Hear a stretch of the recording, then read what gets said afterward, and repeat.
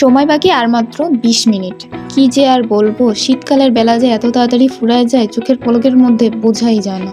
তড়িঘড়ি করে তাই আমি তাড়াতাড়ি রেডি হচ্ছিলাম। ওহো, আপনাদের তো বলাই হয়নি, আমি যাচ্ছি কক্সবাজারে। খুলনা থেকে সবসময় কক্সবাজারের গাড়ি সন্ধ্যার দিকেই রওনা হয়। তখন মাত্র 5 মিনিট বাকি আর আমি কাউন্টারে এসে পৌঁছাইছি।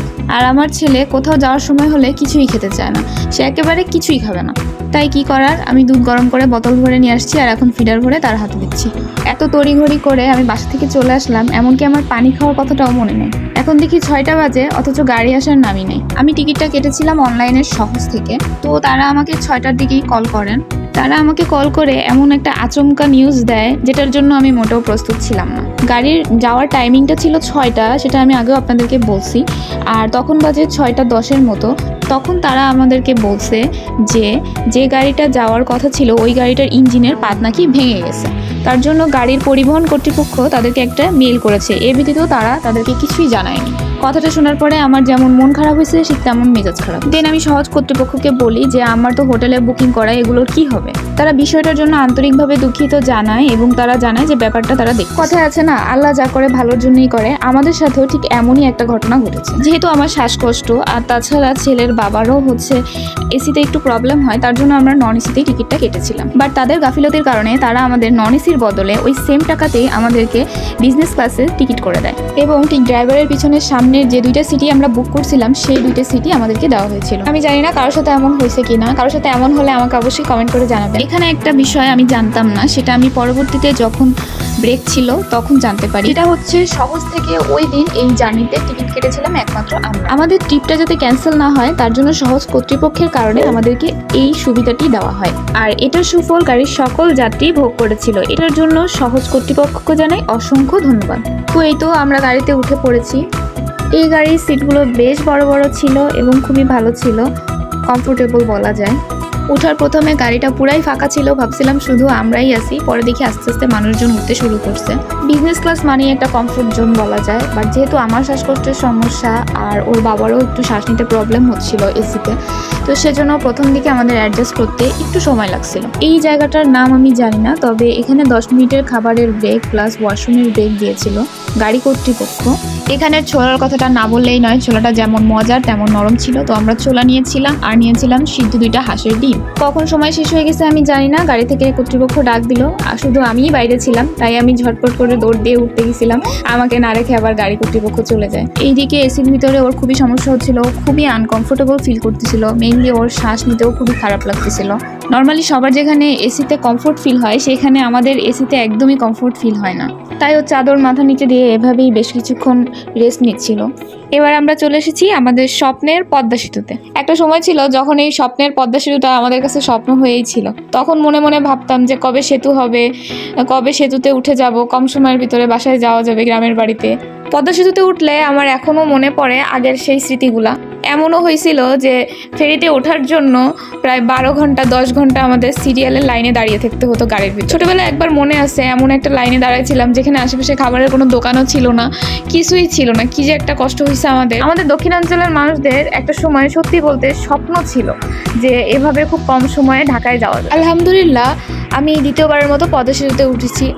কিন্তু কথা হলো এইবারই আমি পদ্মা সেতুটাকে ভালোভাবে দেখতে পেয়েছিলাম। এর আগের বার স্লিপিং বাসে যাওয়ার কারণে আমি অত সুন্দরভাবে দেখতে পারি আর ওইভাবে পদ্মা সরিয়ে জানলা দিয়ে দেখাও হয় না বাইরের এই দৃশ্য। এই সেতুটা অনেক দীর্ঘ একটা সেতু। আমি যখন খুব ছোট ছিলাম তখন গ্রামের বাড়িতে ঘুরতে গেলে সবাই বলতো এখানে যদি সেতু হতো, তো আমি মনে মনে ভাবতাম যে এত বড় একটা নদীতে কি করে সেতু হবে, কিন্তু আজ সেটা বাস্তবে রূপ নিয়েছে। আমার একটা দুশ্চিন্তার কথা আপনাদের সাথে শেয়ার করি। একবার আমার আম্মু গ্রামের বাড়ি থেকে আমাদের বাসায় আসতেছিল, তখন ফেরিতে আগুন ধরেছে। কি একটা দুশ্চিন্তা, ফেরির ইঞ্জিনে আগুন লেগে গেছিলো যার জন্য এরকম হয়েছে। বাট কোনো প্যাসেঞ্জারের ক্ষয়ক্ষতি হয় নাই। আর আম্মুর বাসায় আসতে অনেক দেরি হয়ে গেছিলো। আগের দিন নাইটে রওনা দিয়ে পরের দিন রাত 12টা কি 1টা বেজে গেছিলো।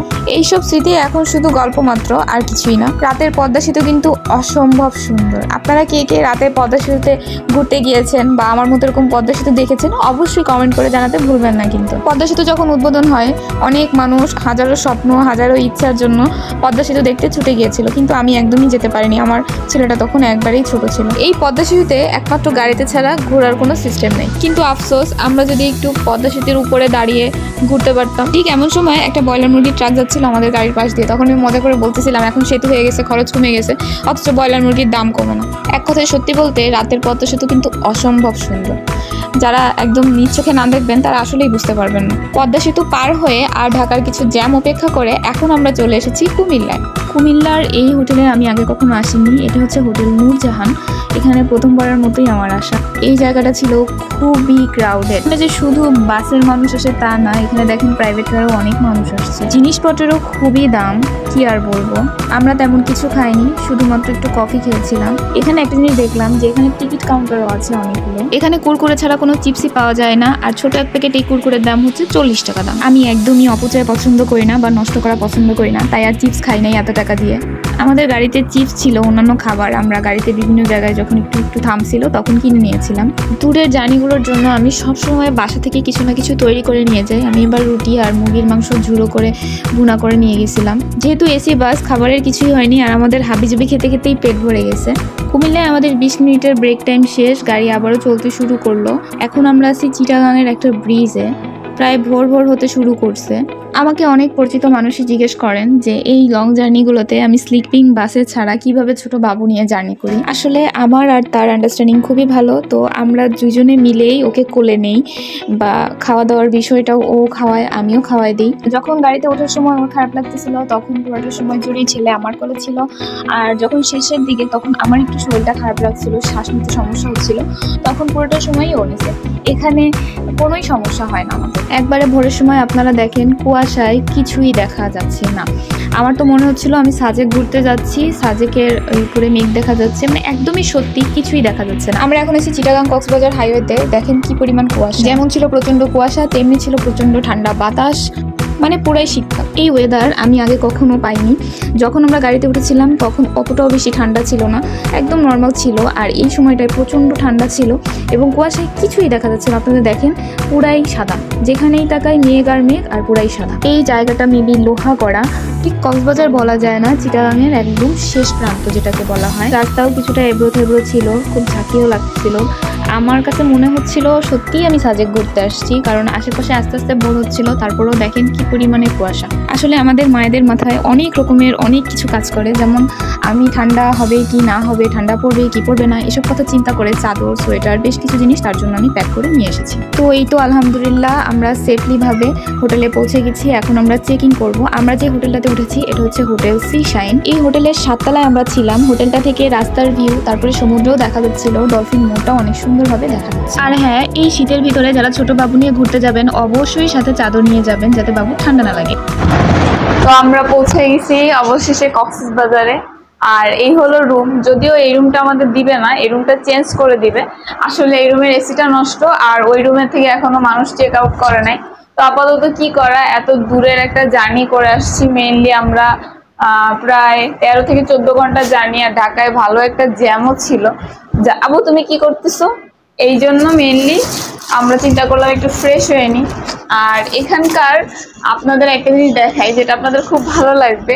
এখান থেকে কিন্তু আমি রোডেরও ভিউ পাবো, বিচেরও ভিউ পাবো, বাট কথা হচ্ছে এই জায়গাটা একটু নোংরা আছে। আসো, এই জায়গাটা দেখলেই আসলে মন ভরে যাবে, কারণ দেখেন এই জায়গা থেকে কক্সবাজারের ডলফিন মোড়টা স্পষ্ট দেখা যায়, একদম মিডল। আর ওই যে সমুদ্রের ঢেউ, সমুদ্রের ঢেউ একদম মনে হচ্ছে আমাদেরকে দেখে আরো আমাদের দিকে উকি মারতেছে, এমন একটা অবস্থা।